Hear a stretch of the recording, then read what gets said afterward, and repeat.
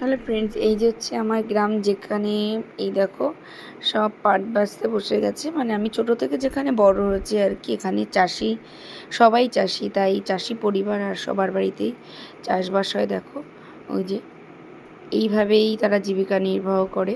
সত্যি কথা বলতে গ্রামে বাস করেছি, আমার তো একটুও বলতে কম খারাপ লাগে না, কারণ আমি গ্রামকে ভীষণ ভালোবাসি আর গ্রামের পরিবেশটা আমার কাছে ভীষণ ভালো লাগে। কিন্তু সবথেকে দুঃখের বিষয় হচ্ছে আমাদের রাস্তাটা খুবই খারাপ, যেখান থেকে মানে কি বলবো, টোটো পাস হতে মানে টোটোর বেহাল অবস্থা হয়ে যায়। দেখো কি খারাপ রাস্তা, কি বলবো, রাস্তা মেইন রোডের দিকে উঠে গেছি আমরা, তারপরেও এরকম খারাপ অবস্থা। মানে তোমাদের দেখাতে বাধ্য হলাম যে অনেক খারাপ পরিস্থিতির মধ্যে থেকেও আমরা গ্রামে থেকেও ভালো থাকতে পারি, মানে মনে হয় যেন অনেক শান্তিপূর্ণভাবে থাকতে পারি।